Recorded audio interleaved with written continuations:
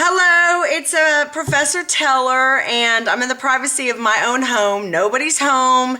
The kids are out, and husband had to leave today for Dallas on a business trip this week for Health South, the hospital he works for.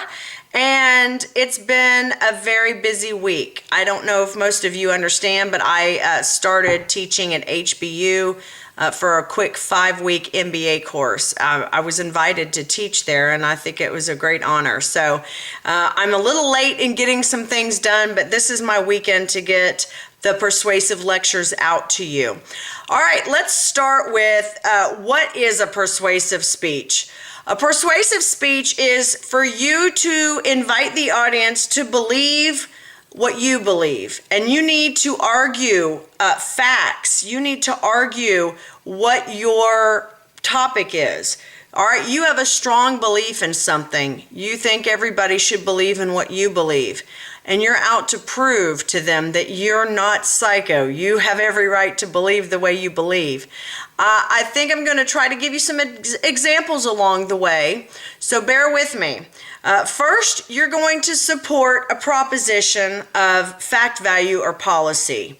Okay, you propose a proposition of, let's say, fact. It's been proven that Ford Explorers were turning over. Literally, they were being affected by the tires. I don't know if you remember that story, but there was a local reporter that actually broke the story, okay? And Firestone had to answer for the type of tires that were on these SUVs because the Explorers were flipping over in all of the wrecks. They did determine that it was the kind of tread on these Firestone Bridgestone tires. I'm going to propose that SUVs were not safe with these particular tires during these years, and I can show you why. And that's why I'm persuading you to look at, I could persuade you that SUVs had to change the type of tires they were using in order to become safer now. All right, now, supporting a proposition of value.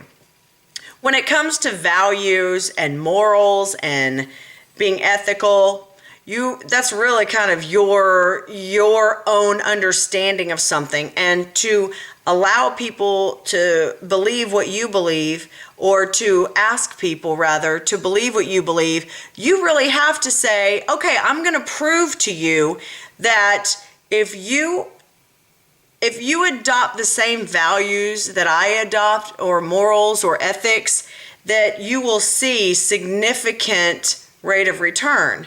All right, so do you support a proposition of fact, value, or policy? Think about what your topic is.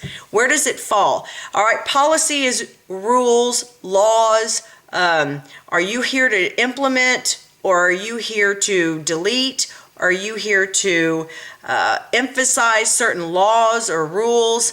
Okay, so if you're going to support these propositions, I mean, look at your persuasive topic. Are you going to be arguing something that's really factual and all you've got to do is emphasize? Are you going to be persuading people to adopt the same values you have? Are you going to actually want to implement a change in law or rules? That is something you need to consider when you look at your topic, okay? All right, so now that you have decided what your topic is, you've got to know that there is a right way to argue, okay? There is a right way to argue. Look at your personality, okay? Let's look at the appeal to pathos, ethos, and logos. Pathos is using emotion. When you see St. Jude's telethons, or when you see SPCA commercials, you visually look at people hurting or dogs in pain, and you want to help. And that visual is put there because we are all wired as human beings to be persuaded to help in a time of need. All right, and so that's what pathos does. It's the way you argue something. You're going to hit it right on somebody's emotion, almost make them feel guilty. I mean, you can do that. Some people do that, and it wins them over. I mean, anything to make sure that you manipulate somebody's brain into thinking your argument's right. Ethos is credibility. If you are a cancer survivor, then we are going to actually lend credibility to your illustration or experience. Your illustration or experience is not invalid. It's validated by the fact that you went through it. And the very doctors that helped you are the expert testimony to your survival. So you would be able to use credibility in that example. Logos is logic. It's logical that in order for you to go to college, you have to have money. So I could argue that, yes, you need money. And it's the logical way to get money is to go ahead and fill out a FAFSA form, okay? That FAFSA form is going to be your road to money for your education. That's logical to think that you're going to take out a Department of Education loan. Okay, it's logical to think that you are going to need any kind of money to go to college. All right, now, there are modern appeals that I want to talk to you about because the ethos, logos, and pathos, Aristotle was the one that brought those up back in the day. He's the one that said, in order to persuade anyone, you have to appeal to their senses. You've got to think about the way the brain is wired. Well, okay, that's great, but that is ancient. You know, that is for that's actually, I look at it like this. It's for a certain set of personality traits. Now, modern appeals are it's really to appease generations across the board, okay? A modern appeal. Let me tell you about these modern appeals. Right now, you've got the appeal to need, okay? The appeal to need. All right, if there is a need to fulfill, you can use your persuasive tone to fulfill that need. If you went through a huge tragedy, 9/11 or war in Afghanistan, you need counseling. And I can tell you, I can persuade you to go get counseling. You have a need if you went through something so tragic.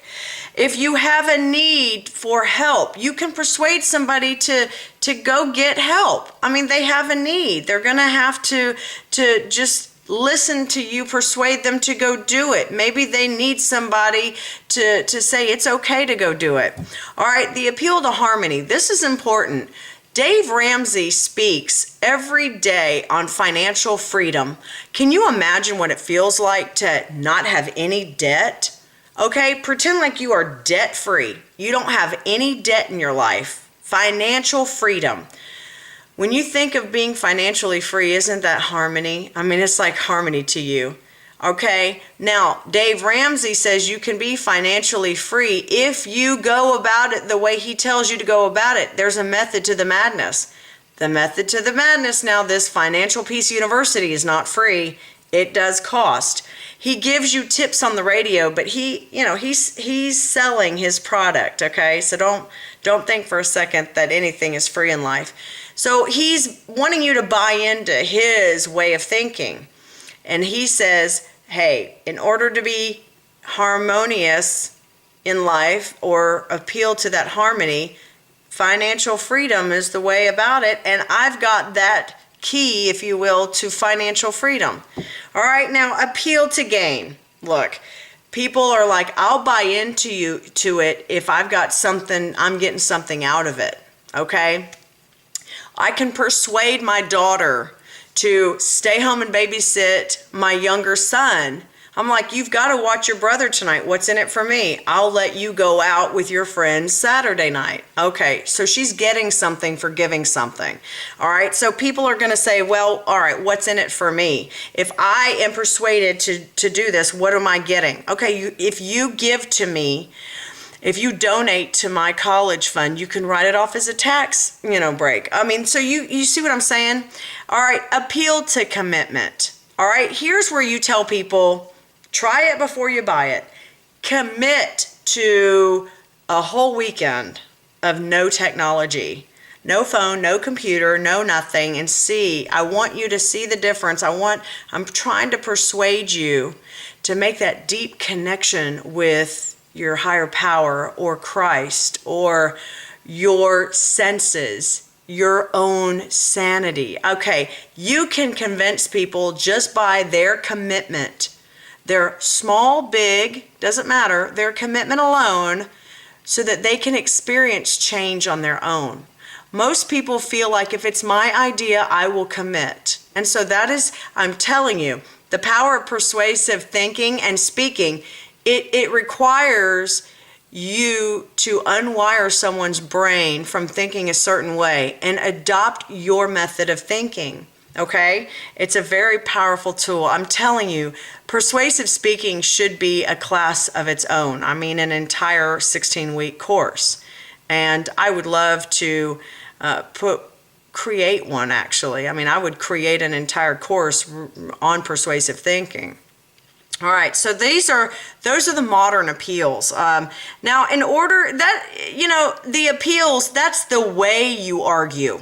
Okay, that is actually stating, hey, this is the way I'm going to argue. Okay, I've got my argument, or I've got my topic, I know my personality, I've got either the traditional appeals, which Aristotle put together, or the more modern appeals. So you need to go ahead and plug in what you need to plug in order to come to this far into it. All right, now there is a claim, evidence, and warrant. Those are parts of the argument. That's going to be on lecture part 2. So go ahead and digest what I just told you, and I'll be back for part 2 in just a minute.